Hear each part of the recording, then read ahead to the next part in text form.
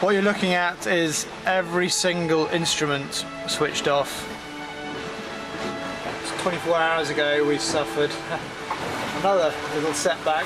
We're roughly about 3 days away from the Sable d'Olonne, and we had an engine problem, and as a consequence I've not been able to charge the batteries.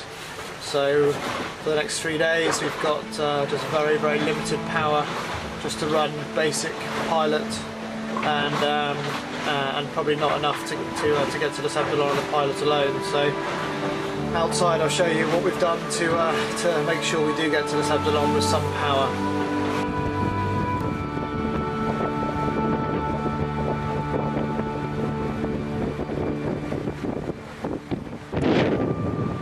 Very simple, but very effective. In fact, always as good as a helmsman, or certainly better than the pilot. And as the makeshift autopilot takes Conrad home, it's almost time to start reflecting. Reflecting on a race where time after time he's faced adversity, but always found a way out. In Les Sables d'Olonne, the Finnish port, the media centre begins to stir. The press intrigued with Conrad's story and the battle for seventh. But for Conrad's team, this is a tense time. With no instruments on board the boat, there's no information where Conrad is. All they can do is wait and hope. On the approach to the finish, Conrad overtakes Joey Seaton. He's lying seventh. 2 months before, he was at the back of the fleet in a small port in South Africa with a broken rudder. Most thought he'd have to retire from the race. But those who knew him thought otherwise. He'd strive on. But not many thought he'd catch the pack and produce a top 10 finish. Perhaps only Conrad himself. Just about 100 miles from the Sable d'Olonne, and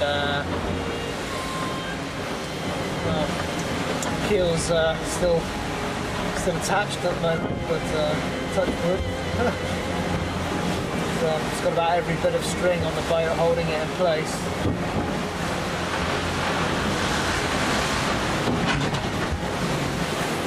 Absolute crack of that. God, I feel still quite nervous actually. Joey's only 40 miles behind me, and sailing so slowly at the moment, just trying to get there in one piece. I'm pretty sure he's going to catch me, but yeah, I don't really mind.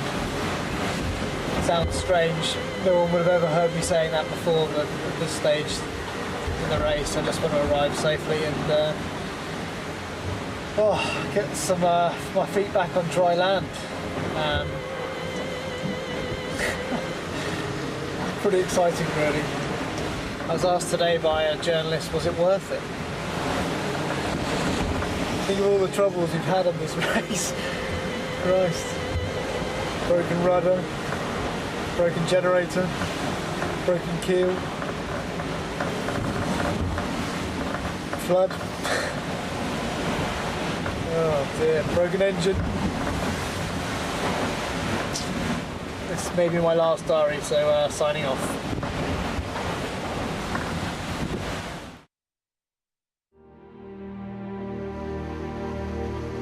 On the evening of the 20th of February 2005, a bruised and tired Open 60 crept over the horizon towards Les Sables d'Olonne.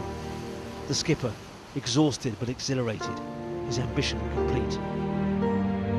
Soon it will be time for him to see friends and loved ones. And for his wife Vicky, it will be the end of 104 long, lonely days. I think today's been the longest day of my life. And it'll be, you know, pretty tense right up until the very end, but very excited, very much looking forward to seeing Conrad. It's been I wouldn't say it's been a long 3 months, but it's certainly been a very long week this last week, but extremely proud of him, of course, and yeah, it'll be really good to just have him back in my arms, really.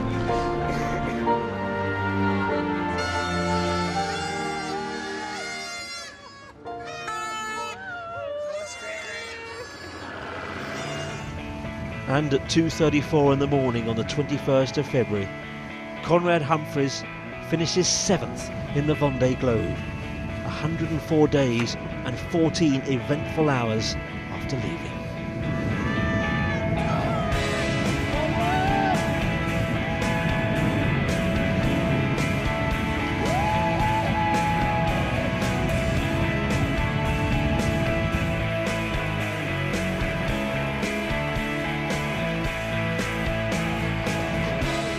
For Conrad's team, the anxiety is over.